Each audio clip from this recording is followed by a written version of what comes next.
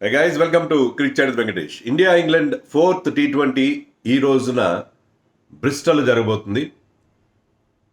ఈ మ్యాచ్ కూడా రాత్రి 10 గంటలకు స్టార్ట్ అవుతుంది. గుర్తుపెట్టుకోండి time 10 o'clock in the night. Difficult time మనకి. బట్ ఈ మ్యాచ్ మాత్రం మనం చూసి తీరాలి. ఎందుకంటే ఇండియా విజయం కోసం పరితపిస్తుంది. ఎప్పుడు లేదు ఈ పరిస్థితి. వరల్డ్ ఛాంపియన్ టీం వరుసగా 4 మ్యాచ్లు ఓడిపోయి అవుట్ ఆఫ్ 5. 5th మ్యాచ్ కూడా ఓడిపోయి ఉండేవారేమో వర్షం రాకుండా ఉంటే. చాలా దారుణమైన పరిస్థితిలో ఉంది. ఎప్పుడు ఇంత ఒక బయలాటరల్ సిరీస్లో ఒక సింగిల్ విన్ కోసం ఎంతగా ఎదురు చూడలేదు మనం. కానీ ఎదురు చూడాల్సిన పరిస్థితి ఉంది. ఎందుకంటే ఈ పరాజయాలకు ఎక్కడో చోట బ్రేక్ వేయాలి. లేకపోతే వరుసగా డిఫీట్స్. అది కూడా హ్యూమిలియేటింగ్ డిఫీట్. లాస్ట్ మ్యాచ్లో 125 రన్స్ తేడా తోడిపోయారు. 76 మాత్రమే చేశారు అనే గుడ్ పిచ్. ఇది ఏంటో అర్థం కావట్లేదు. Something is definitely wrong with Indian cricket. ఇలాంటి సిచ్యుయేషన్ ఎప్పుడు బయలాటరల్లో ఒక విజయం కోసం చూసి సిరీస్ సర్వైవ్ కావాలి. ఎందుకంటే వరుసగా ఒక 2 ఏళ్ల పాటు మనం ఓటమి అంటే అకేషనల్ మ్యాచ్ ఓడిపోవచ్చు, కానీ సిరీస్ డిఫీట్ అనేది ఎరగం. సో ఇలాంటి ఎన్ని కొత్త డ్యూబియస్ రికార్డ్స్ మనం చూడాల్సి వస్తుందో నాకు అర్థం కావట్లేదు. ఏంటి what is wrong with Indian cricket అనేది కూడా ఏమీ తెలియట్లేదు. But we need a win here, లేకపోతే సిరీస్ పోతుంది. మీకు ఒక విషయం చెప్పనా, నేను ఇంగ్లాండ్ టీం ఎప్పుడు కూడా టీ20 ఇంటర్నేషనల్స్లో ఇండియాతో బయలాటరల్ సిరీస్ గెలవలేదు. ఒక్కసారి కూడా గెలవలేదు. They never won a bilateral series against India. ఇంగ్లాండ్లో కాదు, ఇండియాలో కాదు, ఎక్కడ గెలవలేదు. ఇప్పుడు ఈ మ్యాచ్ గెలిస్తే వాళ్ళ సిరీస్ వాళ్ళకి వెళ్ళిపోతుంది ఇంకా with 1 match to spare. So వాళ్ళకి అదొక మంచి రికార్డు కూడా అవుతుంది. So winning a bilateral T20 international series against India. So ఈ రకంగా చూసుకున్న so much is at stake. ఇక్కడ గెలిస్తేనే మన వాళ్ళు నిలుస్తారు.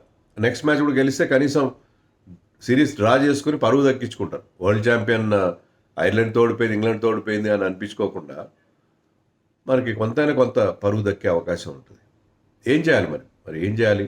ఫస్ట్ అండ్ ఫార్మోస్ట్ ఆ టూ మెనీ లెఫ్ట్ హ్యాండర్స్ అనే దాని నుంచి బయటపడాలంటే టీంలో కొన్ని మార్పులు చేయాలి. నేను ఆల్రెడీ నాకు వీడియో చేసిన దాంట్లో ఏం చెప్పానంటే, సంజు శాంసన్ నెంబర్ 3లో ఆడించండి, తిలక్ వర్మకి రెస్ట్ చేయండి.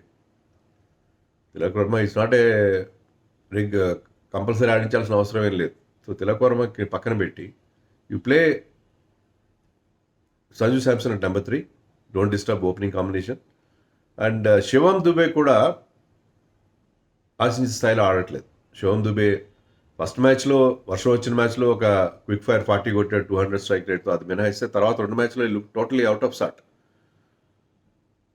ఫీల్డింగ్ కూడా అంత గొప్పగా ఉండదు అతను. ఎప్పుడూ ఉండదు ఫీల్డింగ్లో స్లో మూవర్ ఆల్వేస్. సో అతని ప్లేస్లో Suryansh Shedge he's a good fielder, we can also bowl some pace bowling and good finisher. So అతను రైట్ హ్యాండర్ కాబట్టి అతను తీసుకొస్తే కొంతవరకు ఇద్దరు ఎక్స్ట్రా రైట్ హ్యాండర్స్ యాడ్ అవుతారు. సో ఓవరాల్గా 5-3 అవుతుంది మన right left combination. 5 left handers, 3 right handers మన టాప్ 8లో. సో ఆ రకమైన మార్పు చేసుకోవాల్సిన అవసరం ఉంది. అండ్ బ్యాటింగ్ ఆర్డర్ కూడా దాంట్లో కన్సిస్టెన్సీ ఉండాలి. బ్యాటింగ్ ఆర్డర్లో తిలక్ వర్మ ఒకసారి నెంబర్ 5 ఆడతాడు, ఒకసారి 6 ఆడతాడు. అక్షర్ పటేల్కి వస్తారు, తిలక్ వర్మ ముందు వస్తాడు. ఇంకా గమ్మత్ ఏంటంటే పవర్ ప్లేలో హర్షిత్ రాణా రావడం ఏంటి నాకు అర్థం కాదు. లాస్ట్ మ్యాచ్లో సరే వికెట్లు పడ్డాయి, 5 వికెట్లు పడ్డాయి. But when you have somebody like Shivam Dube, Harshit Rana walking in the power play, ఇది చాలా అర్థం లేని. అంటే ఇది గౌతమ్ గంభీర్ రెజిమ్లోనే అవుతుంది ఇలాంటి ప్రయోగాలు. రేపో మాపో హర్షిత్ రాణా ఓపెనింగ్ బ్యాట్స్మెన్గా వచ్చినా ఆశ్చర్యం లేదు. రైట్ లెఫ్ట్ కాంబినేషన్ కావాలి మాకు, అందుకని హర్షిత్ రాణా ప్రయోగం చేస్తాం. ఈ ప్రయోగాలు ఏంటో, ఈ వ్యవహారం ఏంటో నాకు అర్థం కాదు. హర్షిత్ రాణా అంత గొప్ప బ్యాట్స్మెన్, నో డౌట్. అతను చివరిలో వచ్చి he can tonk the ball, he can hit couple of boundaries, can clear the fence. చివరిలో వచ్చి కొట్టగలడు అతని. అంతేగాని పవర్ ప్లేలో when Josh Tongue and Jofra Archer bowling so well, ఆ టైంలో హర్షిత్ రాణా పంపడం ఏంటో నాకు అర్థం కాలేదు. అంటే అతను ఏమైనా చేయగలిగాడా? ఏం చేయలేదు. ఈ batter like tail-ender. Indian team చాలా సోల్ సెర్చింగ్ చేయాల్సిన అవసరం ఉంది. ఎక్కడ లోపాలు ఉన్నాయనేది చూసుకోవాలి. బౌలర్ని మార్పులు అవుతున్నాయి. శ్రేయస్ అయ్యర్ని బ్లేమ్ చేయడం కరెక్ట్ కాదు. చాలామంది ఏమంటున్నారంటే అతను పంజాబ్ టీం కూడా వరుసగా విజయాలు సాధించి తర్వాత వరుసగా ఆ ఓటముల ఊబిలో కూరుకుపోతాడు అతను. ఐపీఎల్ అయినట్టు ఇక్కడ కూడా అవుతుంది, వరుస పరాజయాలు అతనికి అలవాటే అన్నట్టుగా, లేకపోతే అతనికి అచ్చిరాదు అన్నట్టుగా ఏదో మాట్లాడుతున్నారు. కానీ అతని రికార్డ్ బాగుంది కదా ఓవరాల్గా. మనం అతను అప్పుడే జడ్జ్ చేయడం కరెక్ట్ కాదు. అతను కూడా ఏంటంటే టీంలో రకరకాల మార్పులు చేస్తున్నారు. ఐర్లాండ్కి వెళ్ళిన టీంకి ఇక్కడ టీంకి చాలా మార్పులు ఉన్నాయి. సో అక్కడ ఆడిన ప్లేయర్స్ వేరే, ఇక్కడ ఆడిన ప్లేయర్స్ వేరే. అతను 2023 తర్వాత ఇండియన్ T20 టీంలోకి వచ్చాడు. వచ్చిన తర్వాత ప్లేయర్స్ వాళ్ళ స్ట్రెంగ్స్ అండ్ వీక్నెసెస్ అతనికి దగ్గర నుంచి చూసి తెలుసుకోవాలి. దాన్ని బట్టి అతని టీంని ప్లాన్ చేయాలి. కొంత టైం ఇవ్వాలి అతను. అప్పుడే అతన్ని జడ్జ్ చేయడం కరెక్ట్ కాదు. బట్ ఓవరాల్గా Indian team is not doing well at all. దానికి అసలు మెయిన్ రీజన్ ఏంటంటే మన వాళ్ళు సరిగ్గా ఆడలేకపోవడానికి. పర్టికులర్లీ ఈ ఐపీఎల్ సీజన్లో చాలా బ్యాడ్ హ్యాబిట్స్ వచ్చినాయి మన వాళ్ళు. They played on flat tracks, smaller grounds, అన్ని గ్రౌండ్స్ స్మాల్ కాదు, స్మాల్ గ్రౌండ్స్లో ఆడారు. 6లు 4లు కొట్టడం, ఇంపాక్ట్ ప్లేయర్ ఉన్నాడులే అని చెప్పి రెచ్చిపోయి ఆడడం. సో ఐపీఎల్ వల్ల వచ్చిన బ్యాడ్ హ్యాబిట్స్ నుంచి బయటపడడానికి కొంత టైం పడుతుంది.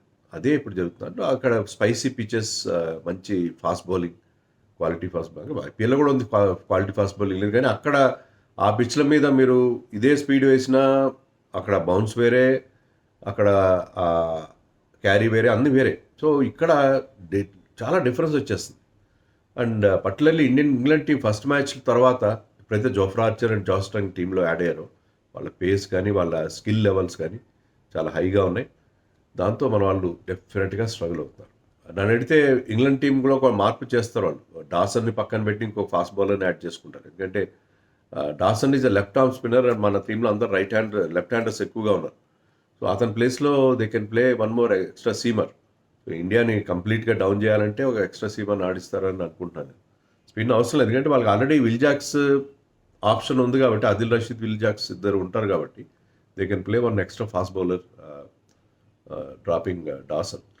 అది కూడా చేసే అవకాశం మనకు కనిపిస్తుంది. ఇంకా అదర్వైజ్ ఇంగ్లాండ్ టీంలో ఎలాంటి మార్పులు ఉండే పరిస్థితి లేదు, ఎందుకంటే team is doing extremely well. అందరు బాగా ఆడుతున్నారు. టీంలో వాళ్ళ కెప్టెన్ బ్రూక్ కానీ, బట్లర్ కూడా లాస్ట్ మ్యాచ్లో చాలా చాలా స్ట్రాంగ్గా కనిపించాడు. సో ఐ థింక్ ఇండియాకి ఇది పెద్ద ఛాలెంజ్. ఒక మ్యాచ్ గెలవడానికి మనం ఇంతగా మనం కోరుకుంటున్నామంటే, ఒక మ్యాచ్ గెలిస్తే చాలరా నాయన అన్నట్టుగా ఒక ఫీలింగ్ మనకి కలుగుతుంది కదా ఇప్పుడు. బట్ ఐ థింక్ ఇది బిగ్ ఛాలెంజ్. ఈ ఛాలెంజ్ని ఎదుర్కోవడానికి ఎట్టకేలకు ఇంగ్లాండ్ని ఓడించడానికి, అంటే ఇది ఒక ఫైనల్ లాగా భావించాలి.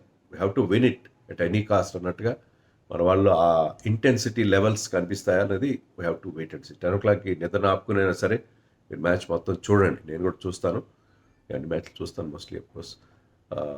సో ఐ థింక్ ఈ మ్యాచ్లో గెలవడానికి మన వాళ్ళు శాయశక్తుల ప్రయత్నం చేస్తారు. Bristol generally is a high scoring ground. అక్కడ డైమెన్షన్స్ కూడా గమ్మత్తుగా ఉంటాయి. అక్కడ స్ట్రైట్ బౌండరీస్ షార్ట్గా ఉంటాయి. పిచ్ కూడా అంటే బ్రిస్టల్ ఇస్ నాట్ రెగ్యులర్ పెద్ద పెద్ద మ్యాచ్లు జరిగే గ్రౌండ్ కాదు కదా అక్కడ. ఇండియా అక్కడ 4-5 మ్యాచ్లు ఆడారు, T20s అన్నీ గెలిచారు. మనకి ఆ గ్రౌండ్లో ఉన్న మన అడ్వాంటేజ్ అయితే అప్పుడు ఆడిన వాళ్ళు ఎవరు లేరు ఇప్పుడు టీంలో. Last time he played here in 2018.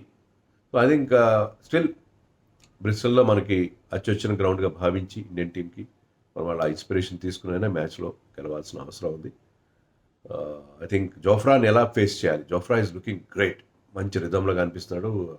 And Josh tongue అతనికి మంచి సపోర్ట్ ఇస్తాడు. సో ఆ ఫాస్ట్ బౌలర్స్ని ఎలా ఎదుర్కోవాలి, ఎలా అంటే ఇప్పుడు ఓవర్లీ అగ్రెసివ్ ఇంటెంట్ అనేది కనిపించింది మన దగ్గర. అలా కాకుండా జాగ్రత్తగా ఆడాలి. అండ్ ఇంకొక ఇంపార్టెంట్ థింగ్ అంటే సూర్యవంశీ ఫస్ట్ 2 మ్యాచెస్లో ఫెయిల్ అయ్యాడు.